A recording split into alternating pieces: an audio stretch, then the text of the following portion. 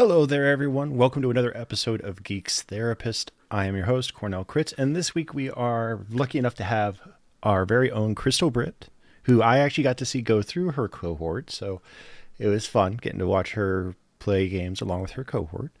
Um, and Crystal, tell us a bit about yourself. Where can we find you? What kind of games do you enjoy?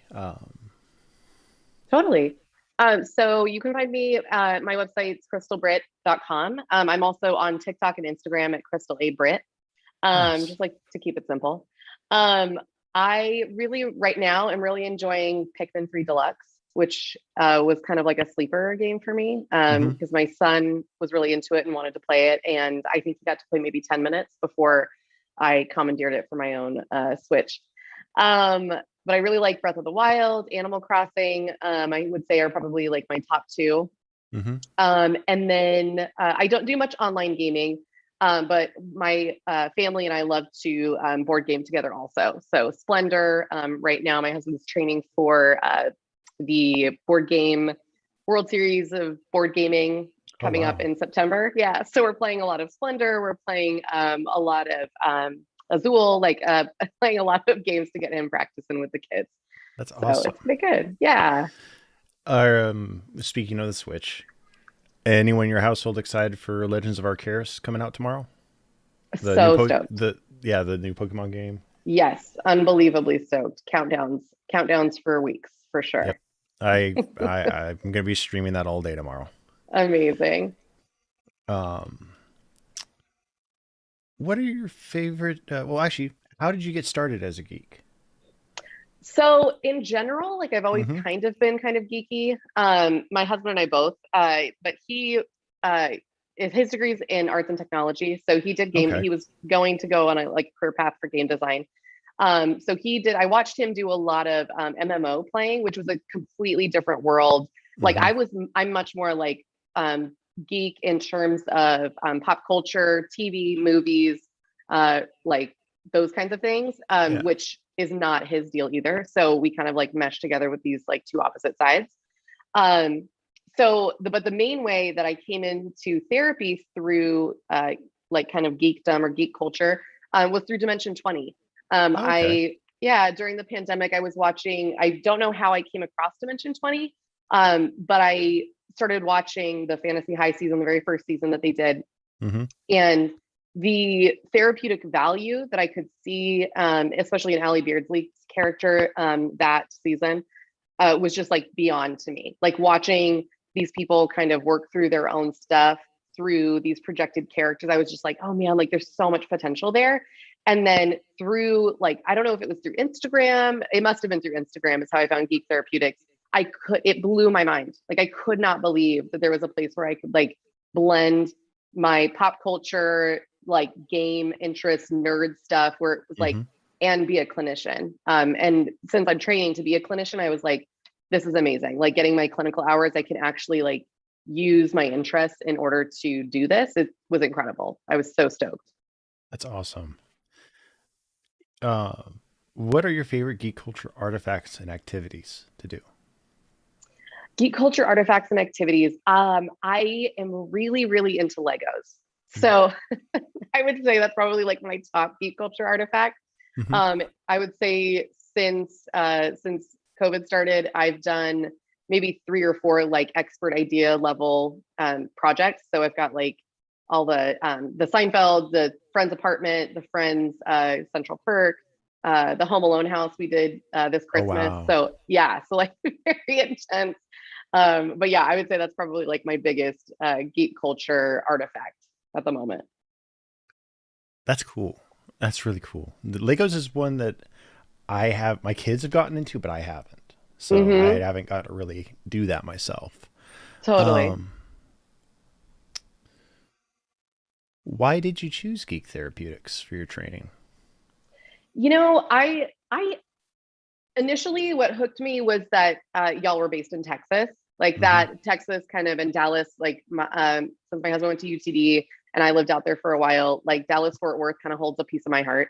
And so I liked that it was centralized there. And I also really enjoyed being able to interface with Dr. Bean about the Mm-hmm. training, and being like a student or essentially like a clinician accruing clinical hours, Mm-hmm. being able to say like, hey, like, would I even fit into this space? And it's like, the thing that I love about Geek Therapeutics in general and geek culture in general, I feel like, is the inclusivity. And so he was like, yes, absolutely. Yeah, like, we have a space for you. Like, how can we make it work? And the response was like immediate. So That's that was kind awesome. of what hooked me. Yeah. Oh, to follow that up, what about the geek realm that makes you feel like home? That makes it feel like home.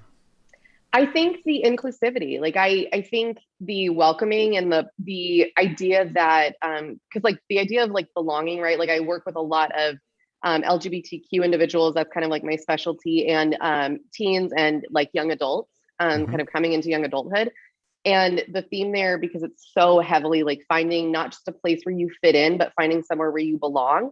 Um, Geekdom kind of fits like perfectly over that. Like the Venn diagram of that, I feel like is like a complete circle. So I just love the openness and the inclusivity and the willingness to be able to ask questions, like the ability to be able to ask questions and then Mm-hmm. to be able to get honest answers, I think is amazing within that community. That's that is the truth. I mean, that's what drew me to Geek Therapeutics was just how inclusive it was and how much it aligned with how I'm trying to do as a content creator, that the community I'm trying to build. So Yes, that's absolutely. great. For sure. That vibe Um, is the same. Yeah. uh, how do you use Geek Therapy with your clients? So initially, I started to use, and this was kind of before I found Geek Therapeutics, but initially, when I started working with teenagers the last couple of years, Animal Crossing was kind of like the big thing that Yeah. teenagers were playing at the moment. It was kind of like April, May of 2020. And so I just kind of innately was like, they wouldn't, we were doing teletherapy, so they wouldn't want to turn their cameras on. So what Yeah. I would say was like, that's fine. Like, don't turn your camera on. That's completely fine. I don't need to see your face. Do you play any kind of video games? Like, do you play anything? So kind of using it as a way, as like an icebreaker, Mm-hmm. to be able to communicate with them, and then being able to like go onto each other's islands and use avatars to interact and talk and like build that rapport with them. That was like one of my favorite interventions at the beginning. That is really clever. That is a Yeah. great way to do it, to meet them within the virtual world. That's really smart. I like that a lot. It was really Um, fun because then they love to show off their island, right? Like hmm they love to show, and it was like you can tell a lot based on like kind of the situation, like this, how they situate their island, whatever they're wearing, right? Like if they have hmm access to custom designs, and do they utilize custom designs? Like how like into this are they and what are they wearing? And so yeah, I loved it. I could learn a lot at the front end about hmm them using Animal Crossing. That's awesome. That's clever. That's very clever. I like that a Thanks. lot. It was fun. Um, Tell us about a intervention where you have used geek culture to help your clients. And I think you touched on that a bit with the Animal Crossing. Have you had anything beyond that experience? Totally. One of my favorite things, one of the things I feel like I find myself saying a lot in sessions, are like they'll tell me about something and then I'll say, or a client will vent about a situation or like present a situation, and I'll say, "Have you seen this? Like, have you seen this movie or have you watched this Hmm TV show?"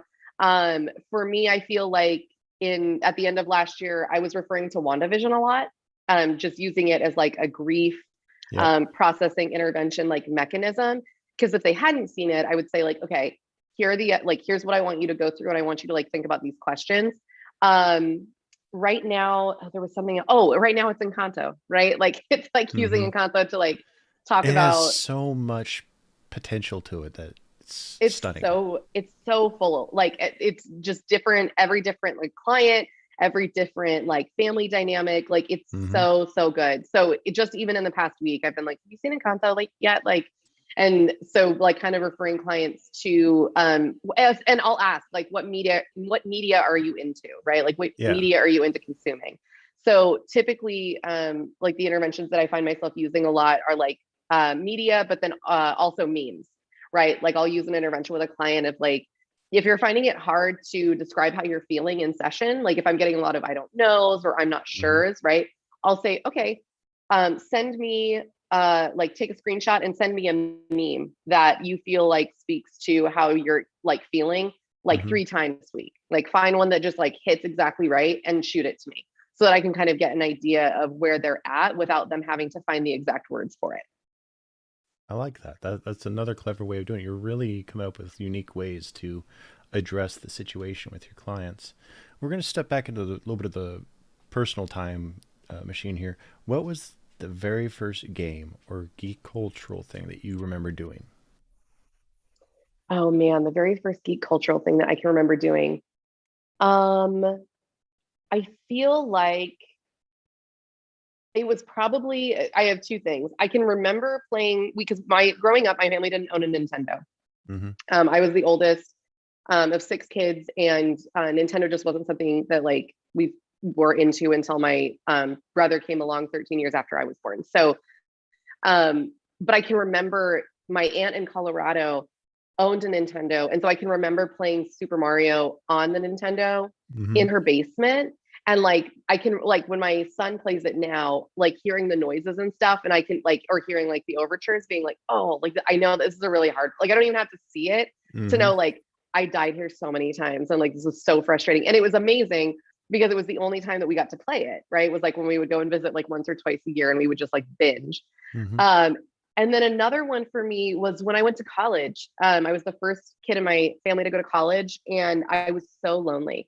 I got really depressed, like felt really far. I was only like an hour and a half away from my family, but I didn't have the ability to come home a ton. And so I I don't even know how I got hooked into it, but I was so into Seinfeld that it was before you could stream anything. So I would go to Target as they released each season and then have like just watch Seinfeld all the time as like background noise. So it was like SpongeBob and Seinfeld. So it was like those kind of like pop culture things where it was like, this is comforting to me. This brings so much like life to me. And even still now, like my one of my college roommates from my senior year who lived with me was like, every time Seinfeld comes on, like I just think, you know, of the nights that I would come home and Seinfeld would just be looping on the DVD menu. Like, yep, for sure. That was how it's what got me through most of college. Okay. What about the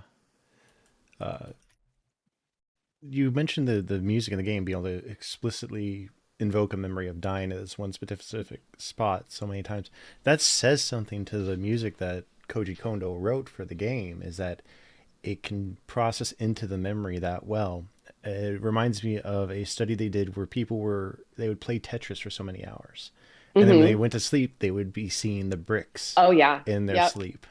Yep, for sure. It's funny because like seeing my son is just turned 7, so seeing him come into that same world of like playing something and then waking up and being like, I know how to beat that part. Yep. Amazing, great. Like, show me how you're gonna do it. So yeah, it's incredible the ability that these games and like you said, like the music has to like work its way into our subconscious. How have you used the trainings to benefit your clients?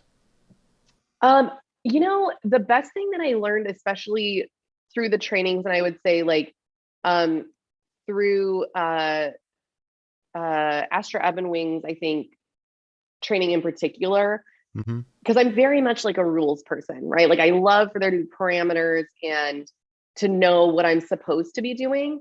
Yeah. And I think especially in that session, it was like, no, you just like roll with it. Like whatever happens, because we played Maid Made. I during that. remember that because I got involved with that one with you Yes, guys. yes, that's right. And so playing it, and it's completely out of like all of my geek, like I like that session in particular, I had the least amount to contribute to. I felt like coming in being like, I don't know anything about anime. I don't know anything about like harem tropes. Like I learned so much about those two things, like just in that session, but it didn't matter, right? Like it didn't matter that I wasn't like intimately familiar with like a geek therapy, like a geek culture niche. Like Yeah.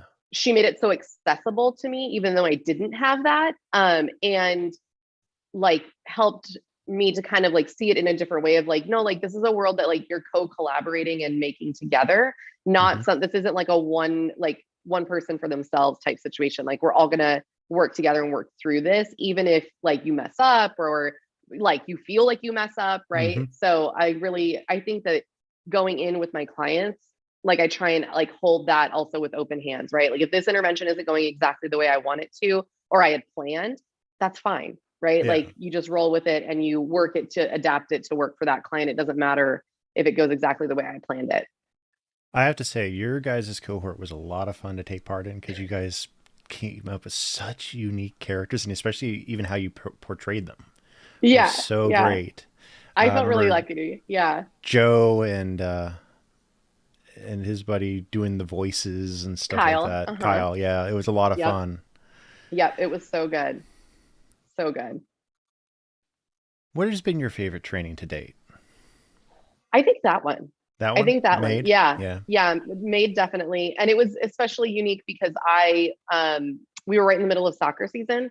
So Mm-hmm. I was always the person who was like, and because I'm on the West Coast, I was always coming in at like, it would start at 6:30. Yep. So we'd be like live streaming and I'm coming from audio to video. And it was just like, you guys made I it remember. seamless. Yeah. It's like, I did my best I to, could to even shift everything around and get for everyone lined sure. back I was up. like, oh my God, how am I going to do this? But yeah, just like how seamless everything was and how like it was amazing. Like I would say of all the trainings, because I've done EMDR training, I've done a couple of different like CBT trainings, and it was the most fun to do the GM training, the therapeutic GM training with Geek Therapeutics, because it was just like, yeah, wherever you're at, like it truly is like coming from a social work background, like it's Mm-hmm. truly like you meet the person where they're at. That's Yep. 100% how I feel about Geek Therapeutics, is like y'all just meet everybody where they're at, and it's incredible, invaluable. I think we touched on this a little bit earlier, but what is your geek specialty that you use with your clients?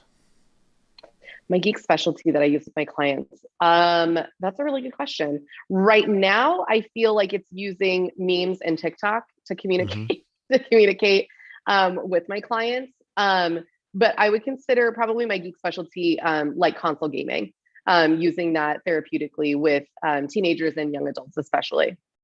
I could see that. Yeah.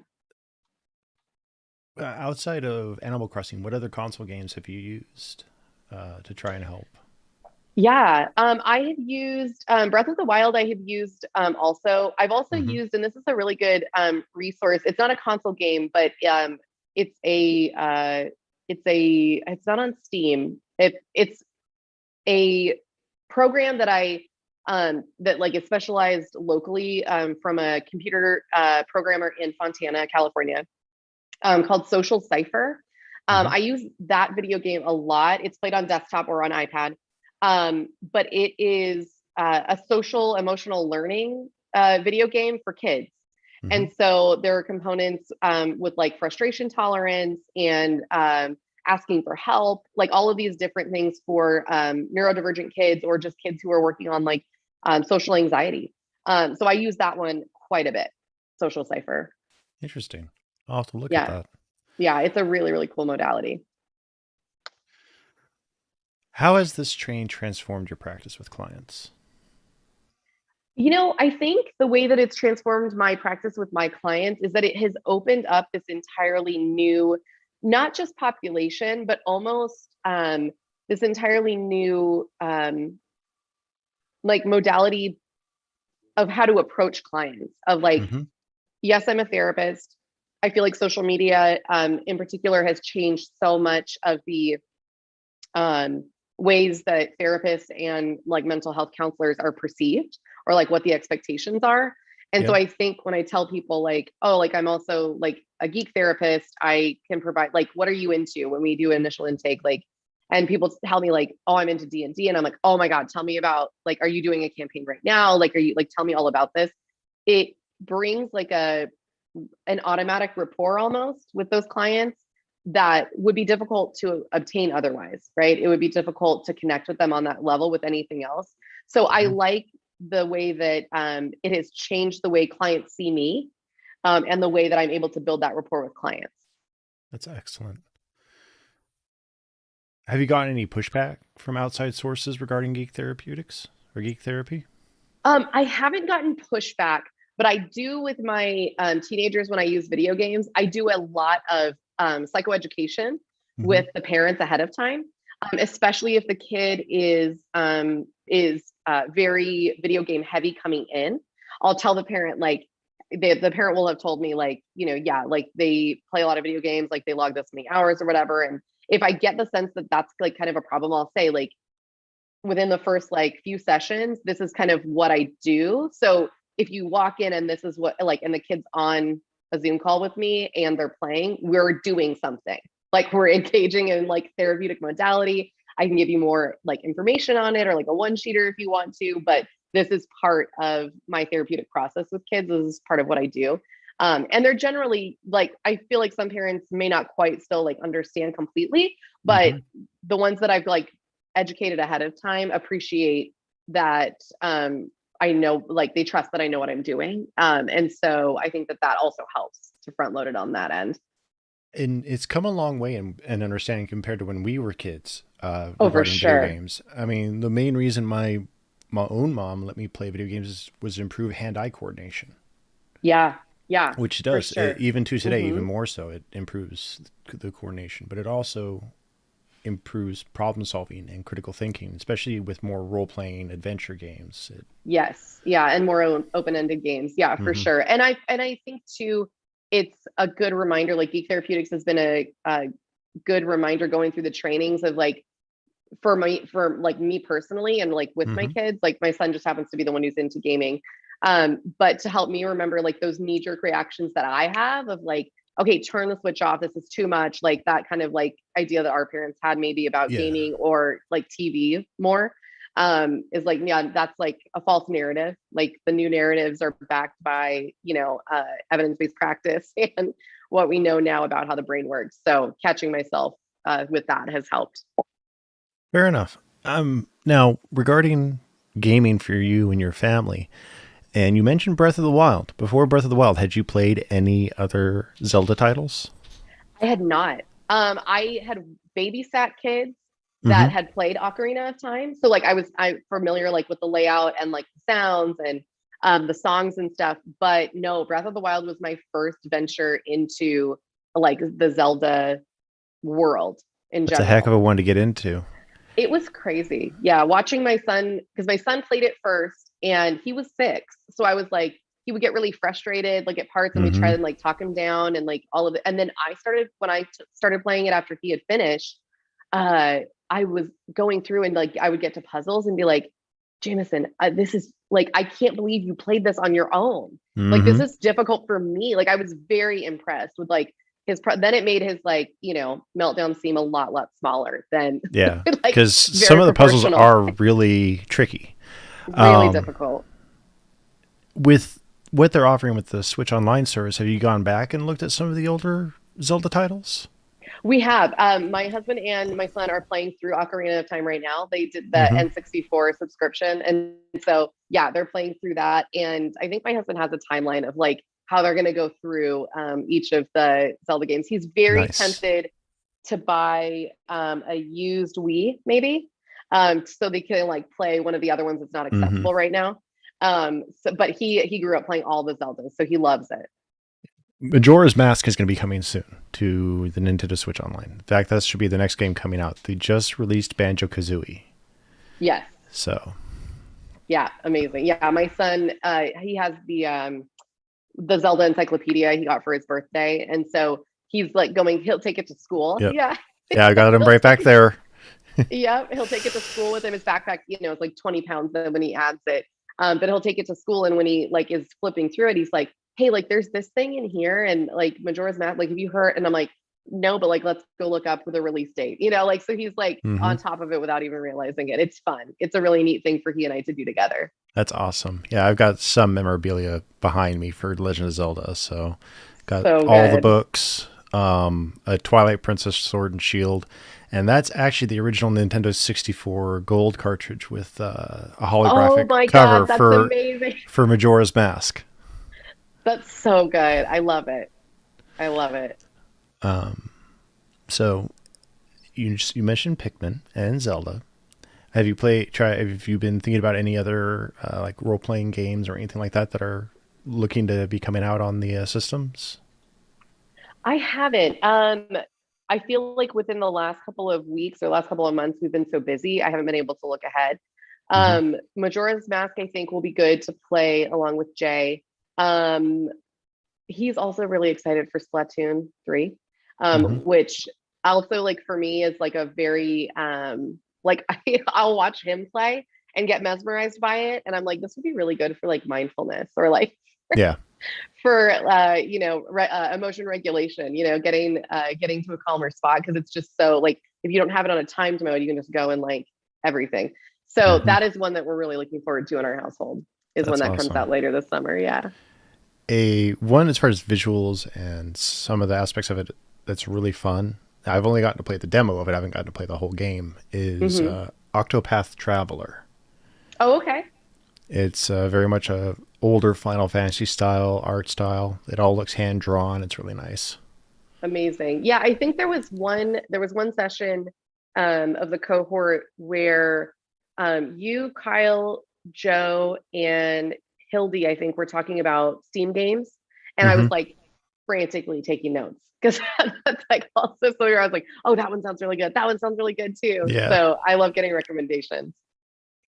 And tell us about your experience and journey with Geek Therapeutics, the Discord, the trainings, and the community.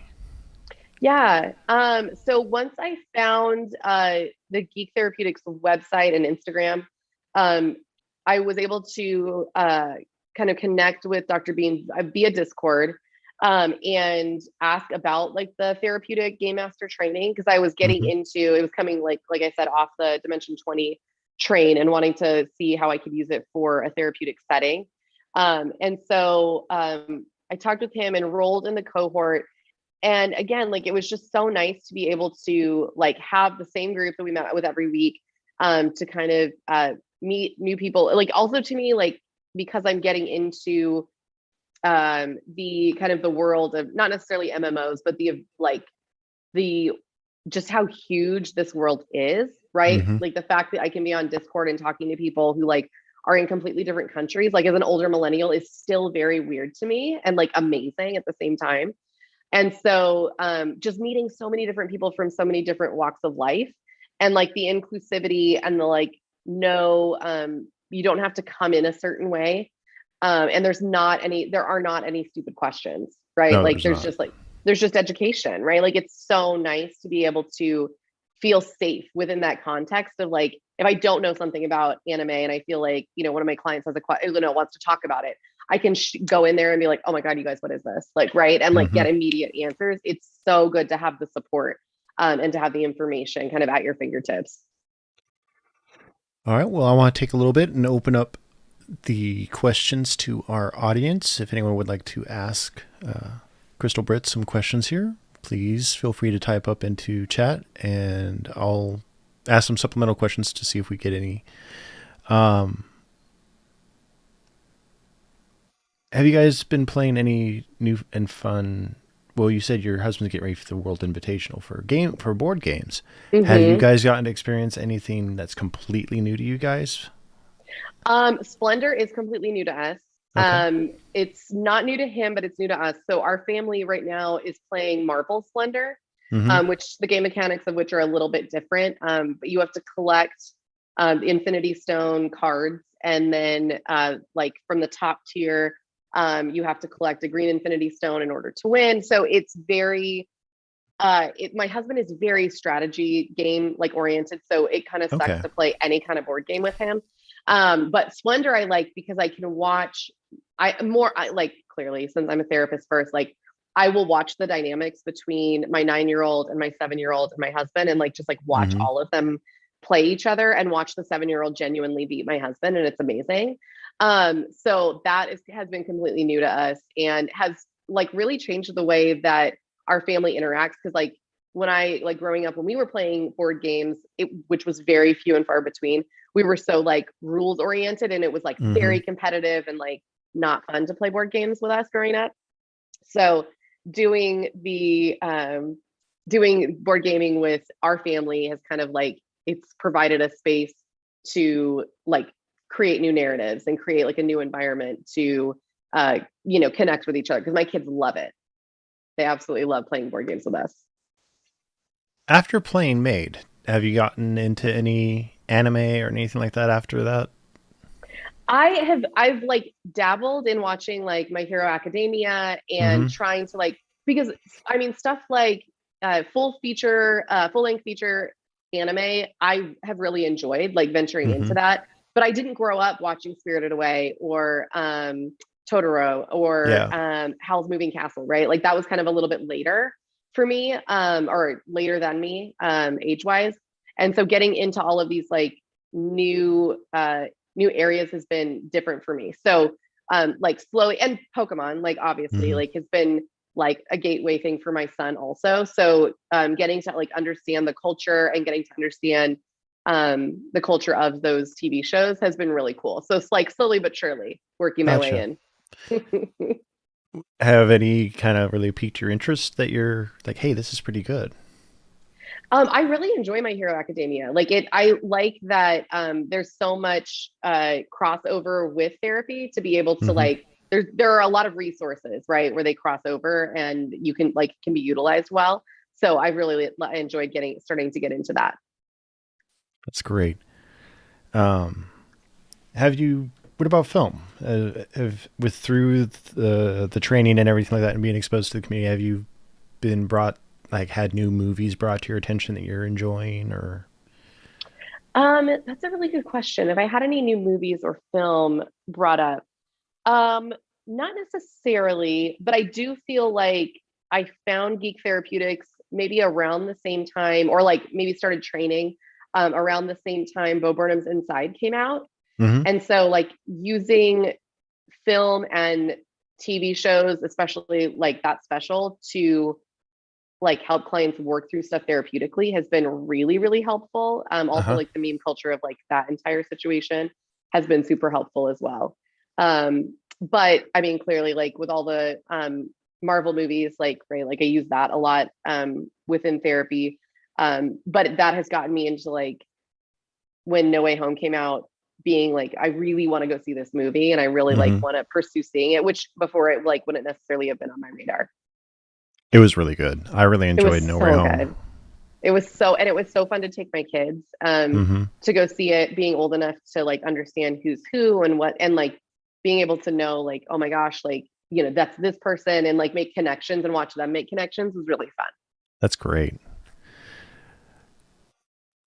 Um, well, I didn't get any questions from the audience, so that's all I actually have for this evening. That's good. But it was I'm it was a down. good this was a good interview. I had a lot of fun with it. Thank you, Crystal, very much for being on with us tonight. Awesome. Uh, Thank you. and everyone, thank you for taking part tonight. If you'll stick with me for just a minute, Crystal, I want to talk to you for a moment. And we Sure. are going to head out. Good night, everybody, and have a wonderful one. Thank you.